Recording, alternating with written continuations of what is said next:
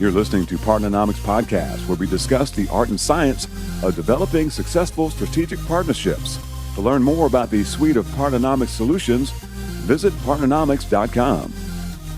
Welcome back to another episode of PartnerNomics Podcast. I'm your host, Mark Brigman. And on today's show, we have Miss Cassandra Gholston with us. And so Miss Cassandra is leading an awesome company by the name of PartnerTap. And so she's the CEO, but also the founder. So we'll have an opportunity to learn a lot about Cassandra's story, how she got into partnerships and then started her own business, and exactly what PartnerTap does for their clients today. But Cassandra, thank you so much for taking some time out of your busy day to chat with us. Thanks so much for having me. It's such an honor.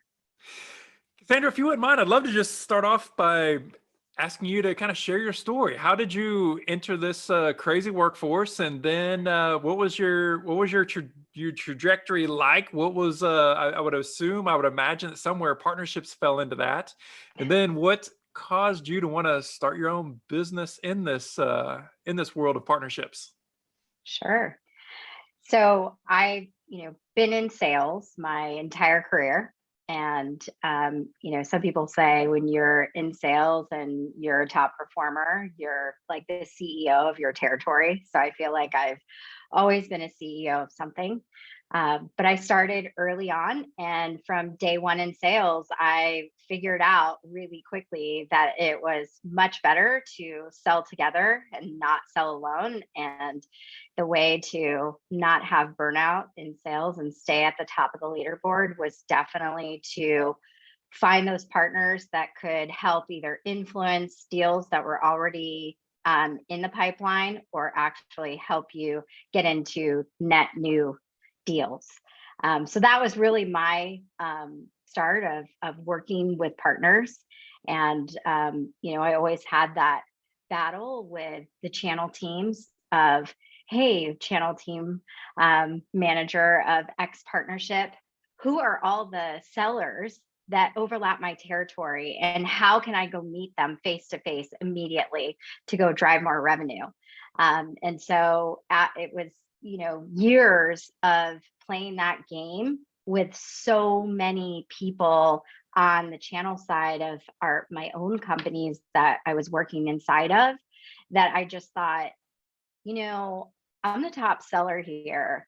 I could build something that basically connected salespeople across their ecosystems of partners around shared accounts.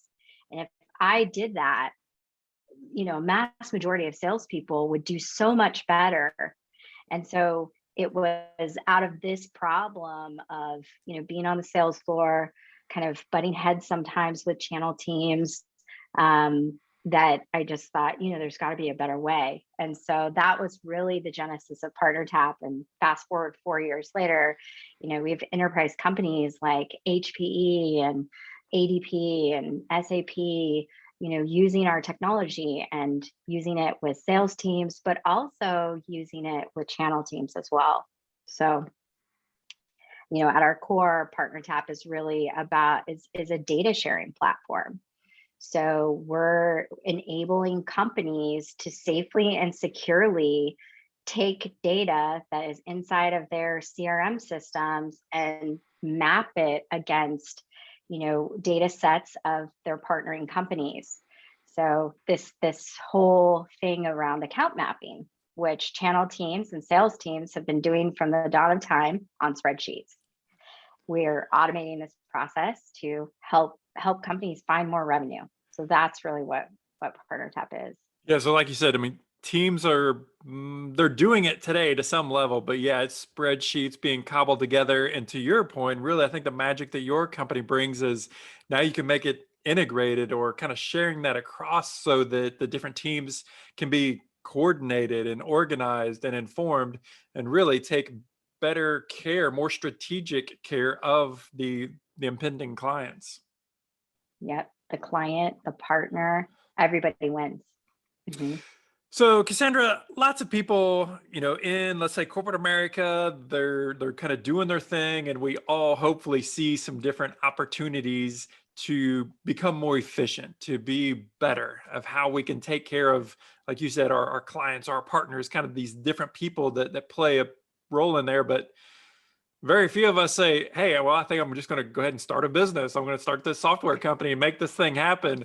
What kind of a leap did that take? Is PartnerTap business number one for you? I mean, it sounds crazy.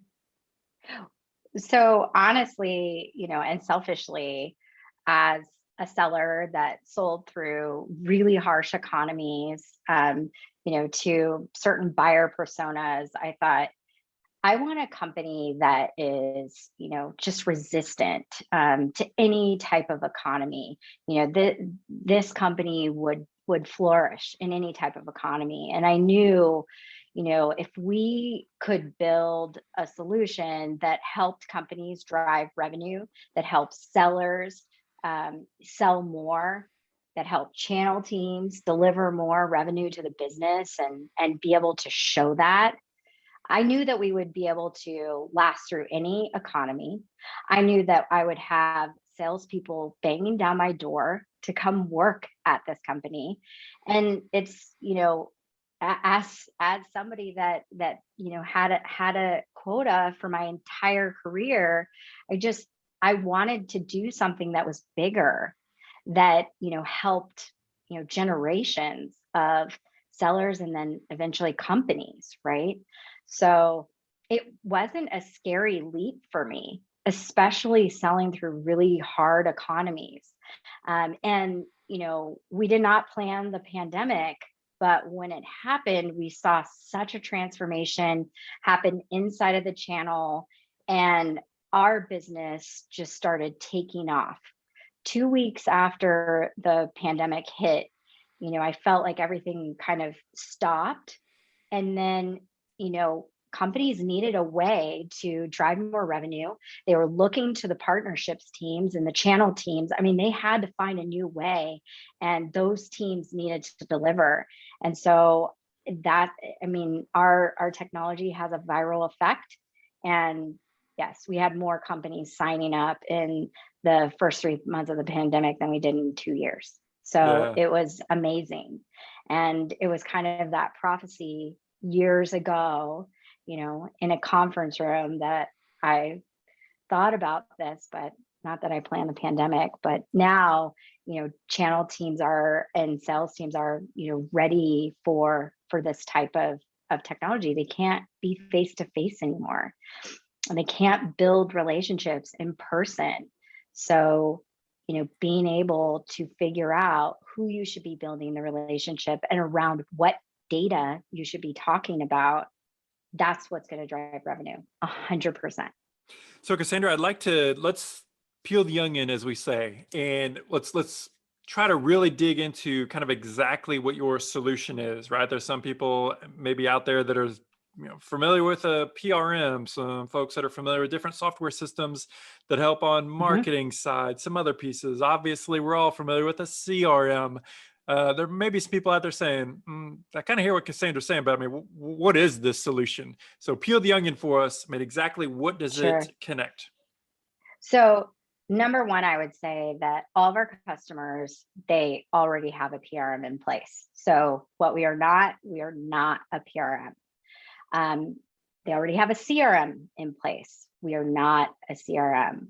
But what we are is the connection point of large sets of data between partnering companies. So we'll connect in with a CRM, we'll pull in a data set, and we'll connect with a partner's CRM, and we'll connect shared data sets where you can see, what customers are overlapping my partner's prospects. Based on the type of partnership you have together, you're going to be interested in different data sets. So our company allows companies to share that. And then from there, they're able to go, okay, here's where we actually should be registering our deals. And so we're driving more leads into the PRM.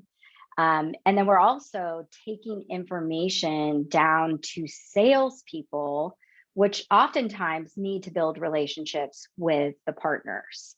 I mean, case in point, HP is a great example of a partner-led organization. They have reseller partnerships.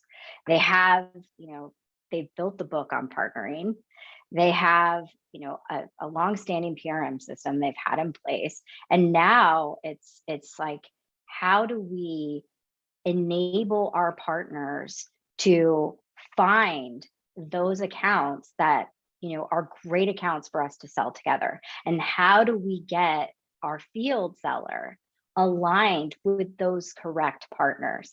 And so our company brings all of this data from the partners and then allows the organization to basically have an ecosystem view of where we're overlapping in clients and prospects, companies that have a high propensity to buy that might not have transacted in a long time. Well, now I know these 5 partners actually have key relationships. And so if I can enable those partners to know who the specific salespeople are inside the org to help drive business, like that's going to help us win more. So the days of throw a lead over and hope it sticks, like there's relationships that have to happen. And it's not just at the channel level, it's at field team levels. And so our solution is connecting that. And then the PRM is already in place, enabling all of the marketing engine and the contracting of the partnership and tracking things to a close and commission paid. We are really that partner enabler to find the opportunities we should be working on, those deals we should be registering on, because we know those more quickly. That's going to be immediate pipeline. Cassandra, you mentioned some of the clients that you have today, and these are some sumos. There are some big companies. Which size companies, or kind of who's the ideal company for PartnerTap? And I mean, what does that kind of DNA look like of how you can provide the most value? So I would say definitely the enterprise, this problem of account mapping across partners, everybody's feeling it. They've got teams of people trying to do this act, and it's a hodgepodge effort between channel, and then you've got sales teams doing it. So absolutely, our key customer is in the enterprise.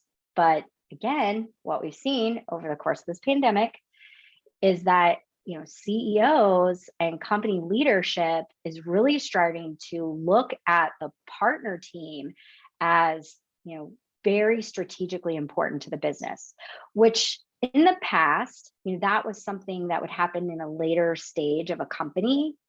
But today, it's been accelerated. So, we have companies that are mid-market sized using PartnerTap. But, the use case where a company has teams of people that can benefit immediately, that's in the large enterprise.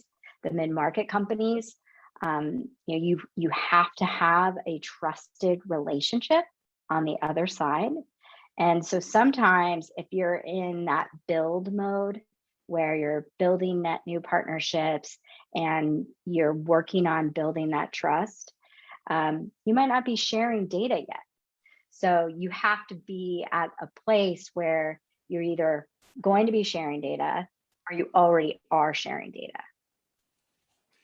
Cassandra, what does an implementation look like? As far as like what is involved, how long does it take? What are some of those parameters of the implementation? So it depends on how companies start. A company can get on to our system in a free capacity. They can log in, they can load a list of accounts, and they can use that to take in partner spreadsheets. They don't even have to connect to a partner, and they can just map those spreadsheets against their data set. That's a quick implementation. That's like a 1-2 year done, right? Or you can connect your CRM, and companies can get on for free and they can connect their CRM, and we pull in a large data set for them. And again, they can take spreadsheets and they can upload those, or they can connect out to partners. When you get into an implementation where we are going to be looking at, different account teams and channel teams, and they see different data sets, right? That's going to be a little bit more lengthy of an implementation. So, a couple of weeks to really scope, and then based on, their priorities, implementing it. But oftentimes we don't need to have heavy involvement from sales ops. We can, do an implementation just with the business user. And our team, really wraps our arms around our customer, walks them through the process, provides them with best practices. Teams are already doing this manually, but now we're taking you into a system. So coaching them through that, and then helping them to bridge the gap with their partners. Oftentimes we've been data sharing with partners, but we could do more. And so putting a system in place and allowing our team to help broker the relationship with the partner to, explain the benefits of sharing more together, we're actually seeing more data sharing happening in an application. Number one, you can just do more. But number two, I'm not going to overshare too much. I'm only sharing what maps between my partner and I. So, Cassandra, are there pieces of your solution that provides like some intelligence, if you will, or is it a matter of just kind of having information there and then the users have to connect all the dots? Or No. is there some intelligence there where the system says, Right. hey, look here, here's your priority? Yep. It's exactly that. So we're prioritizing for the user immediately. Here's the accounts that you should go after with your partner right away. And we call that hot prospects. We also give a view to the partner to say, here's where you can help your partner right away. And then with pulling in, when we do, more customized implementation, we'll be pulling in things like marketing insights, which accounts have a high propensity to buy, that are in pipeline right now, that don't have a partner attached, that, these 3 partners can help with. So absolutely, we're, not a system of record. We are bringing insights to the people that matter most, whether it's that channel user or it's the sales user that needs to go and talk to the partner about these 3 accounts. What people hate most is getting on the phone and, then getting into the actual data. It's so late stage. The data should be the first thing. We should know when we jump on the phone together, if we've built a trusted relationship, which data points we're going to be talking about. What accounts are we going to be focused on? We have these KPIs. How are we going to hit those? If we're going to be building these co-marketing campaigns together, we should be doing it around the right data set. And that's exactly what PartnerTap does. It shows the user where they should be hitting those targets, whether it's co-marketing, co-selling, reselling.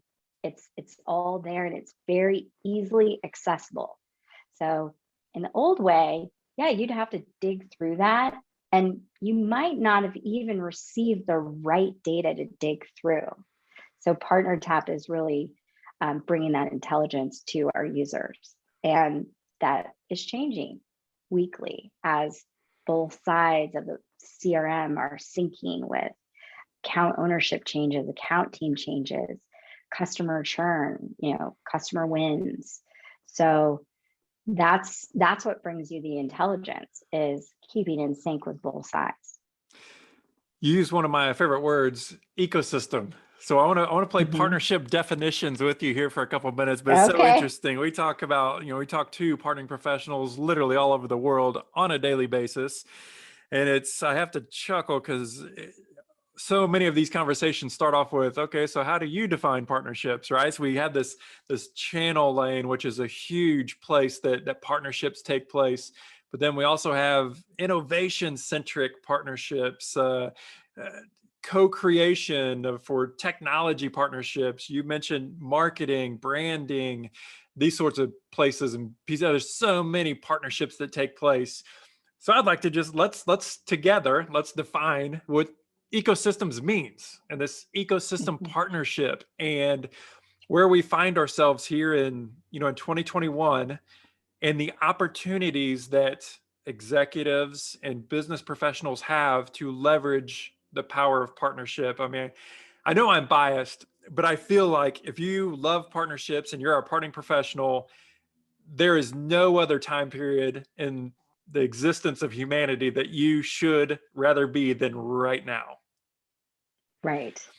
So partnership ecosystems, kind of what is it? And before we flipped on record, I promised I would go first. But to me, right, so like the vast majority of quote unquote partnerships, it definitely is this in this channel lane, I will call it.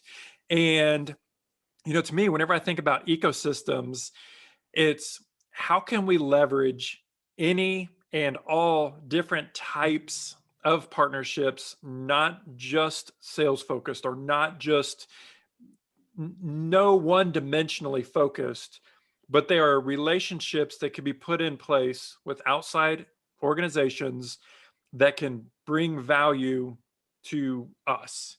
And I think there's more opportunities today, and that's growing than ever before, whether it is a single influencer, whether it is some new technology, whether it is you fill in the blank. Companies have opportunities to leverage these capabilities, these new technologies today, much more so than ever before. Talk to us a little bit about this huge word ecosystem and how do you kind of see it unfolding? I think what we're seeing is companies used to think, they put their partnerships in all these tiers. And what we're starting to realize is that if we enable the ecosystem to work as a whole around the customer, we are, we're more sum with all our parts together. And so what that means is you might have reseller partnerships and technology partnerships and co-sell partnerships. Guess what? They can also partner together for the good of your customer. And when we start removing some of those tiers and understanding how I could bring multiple partners that we never thought about together for the customer, well, now we've got an ecosystem strategy. So I think it's removing the old, gold, silver, bronze, and saying, okay, our top partners might look different depending on the customer at hand. And so how can we leverage our partners as a whole? And before we didn't have the data. So I think it was a data problem, honestly. And now if we are looking at the sum of all of our parts together, and who's surrounding the customer at what stage, the customer is going to win more. But if we're playing this old game, the customer loses out. So I think it's definitely a sum of all its parts, and we can't. I'm of the school of thought that sure, you're going to have partners that do a ton of revenue with you, and they might be your top partners, but there's also partners that can come in there and allow your teams to do even more. So that's how I look at the ecosystem, and it's just more interconnected than it was before. Yeah, I love that. There's so many things that you said there that that really resonate with me. I mean, whenever I think about kind of traditional business, traditional channel, it's all about, hey, we have these widgets, we have these products, services, right, whatever. How in the world can we get them sold and distributed and sent down the lane? And we're, traditionally, we've just been so product or service focused, right? And then to kind of geek out for a second, you have this guy, Clayton Christensen, that comes to town. He's talking about jobs to be done. He's like, you guys have had it all wrong. You actually need to flip the script. And you said this exactly. Think about the customer. The customer always gets to win in the end because they vote with their dollars. And so how can we reverse engineer, what it looks like? Well, if you start with the customer, like traditional business school says, you have to know your core competency, stay within your core competency. But then you have, these different thought leaders saying that companies that win are the ones that can make the biggest easy button. Understand what your customers want and figure out how to be more, you need to be solutions oriented, not product or service oriented, but be solutions oriented.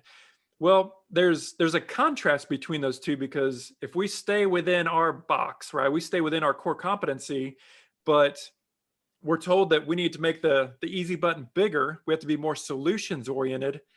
That's where partnerships come in, because we have the ability to now connect to all of these different complementary service providers and go from our small easy button to a really big easy button. That's, in a sense, what an ecosystem is.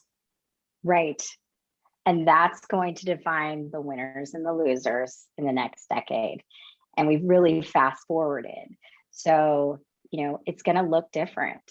There are up and coming companies that have an ecosystem strategy really early on, and it's, surrounding the customer and bringing in the right partnerships. I mean, yeah, they can disrupt an industry that has been the titan leader for years.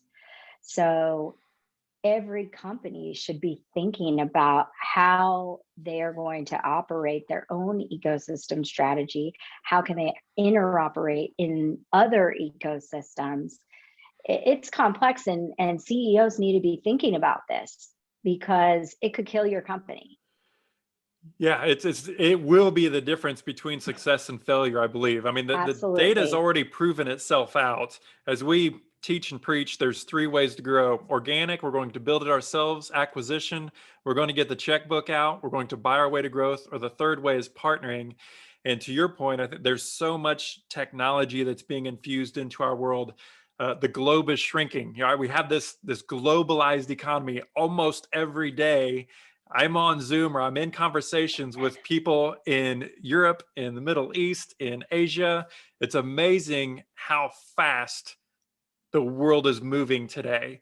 Companies can no longer compete just organically.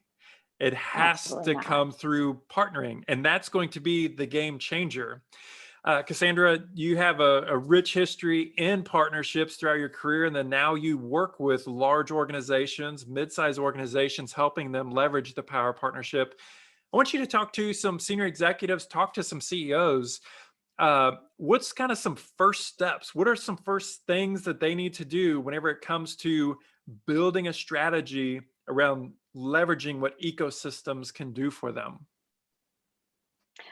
Well, number one, it's getting in with someone like you that that can help define it if you don't know, right? So that's number one, learning. Number two, I definitely think we're going to see in the future a chief ecosystem officer. They will have a seat at the table, and yeah, they're going to be delivering revenue to the business, and that's going to be a huge expectation. So how can we grow that, future leader? And CEOs need to understand that they have to provide that person a seat at the table. It's starting to happen because of this pandemic. Companies that didn't have a strong partnering background really lost a lot of deals during the pandemic that were won to competitors who had that strategy and had the insight and knew who was, we have a combined solution. We're gonna get this done. So I think if you haven't learned from that, you have to figure it out. And the up and coming leaders, they have to be thinking about this. I think the more you ingratiate partnerships and channel into your strategy more early on, the better relationships you're going to have going forward, which is also a difficult task. So I definitely see a future where that person will have a seat at the table. That person will be attending board meetings, and that person is going to be driving strategy. So you have, these organizations have their direct sales team, right? Let's say the average good sized company out there, they've got their direct sales team that's doing their thing, right? We've got our channel team, our channel program that's in place. And then we're going to start to stand up this ecosystem organization thing that's a little bit of this new beast that we're all going to have to figure out. How do you see those three working together? Well, it's going to have to be collaboration. There's going to have to be very defined roles and responsibilities. I think in an old school channel, there's lots of conflict between sales and channel, and honestly, it doesn't have to be that way. So yes, a channel is going to drive more and as much as or more than direct, but there's also a lot of opportunities where especially when we're selling solutions that are a subscription based, where sellers and channel side need to work together to drive more value for the customer, and drive bigger deal size for the customer. So I think it's working more hand in hand than we've seen in the past, where the past is we don't talk and we actually compete. I think we're still going to have where you compete on deals, but I also think there's where we need to come together on deals. And some large organizations have figured that out. And I can name, Microsoft. They are running a solid ecosystem strategy. I think you're starting to see them actually look like they might become the number one cloud leader. Like, is that possible? Well, look at what they did. They came at it from an ecosystem strategy. They were old school channel, and that's how they went to market. And they have really changed in the last 4 years. So I think it's a true testament to what can happen when you reach across the aisles and you start leveraging everybody together. You also are going to have that competition side too, but could we limit that and sell more? So that's something that we also, I think, have to look at in the future as we go towards more of an ecosystem strategy.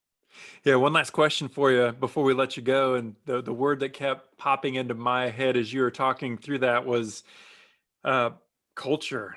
The culture inside of organizations tends to either be, and we work with hundreds and hundreds of companies across the world doing this partnering thing, but it seems that I can peg these companies' cultures either partnership centric or more kind of direct sales. We're going to do it our own. We're more sales, kind of organic growth centric. And in the future, companies will, number one, need to leverage the power of partnership in order to thrive. And number two, that doesn't mean just do it or have a program. It really is a company-wide culture. I'd love to have you, as we wrap up here, I'd love to have you just kind of share your insights throughout your career of what it means to have a company that is partnering culture centric. Yes. The company I worked for prior to founding this company was a partner centric company. So go figure. And it is about, at the top, we had our cultural values, and they also focused on partnering with companies that not only could help the customer, but also culturally was a match. And so if you can do that, and then you also bring it all the way down to the teams that have to be working across the aisle, and it's not just sales and channel, it's implementation, it's product, it's so many facets of the business. And so it's top down. And that's why I say we're going to have that chief ecosystem officer. I don't know how far into the future it will be, but we will have that because somebody has to be, driving that culture message. And if you have somebody at the top that has a seat at the table, the everybody below really starts to understand that, look, our partners are here to stay, and we have to be working across company, period. And we have to do it well. Yeah. So you're going to have to hire different types of people, more collaborative. And you also have to pick your partnerships, I think, in the right manner too. Because if you drastically have different cultures, I'm sure you see that brings many challenges that never go away. Well, what's interesting is when partnering is optional, there's you can say no to it and you can act a certain way, but when partnering becomes essential for your company's not only ability to thrive, but really survive. And I think that we'll see that definitely over the next decade and probably over the next several years, just that fast. It'll play its way out, but it'll definitely be interesting to see unfold. But Cassandra, thank you so much for your time. Thank you for sharing your insights with us, and it's going to be great watching you and PartnerTap as you guys continue to evolve and go and grow. So thank you so much for your time. Thanks so much. PartnerNomics podcast is brought to you by PartnerNomics. Learn how to leverage the power of partnership.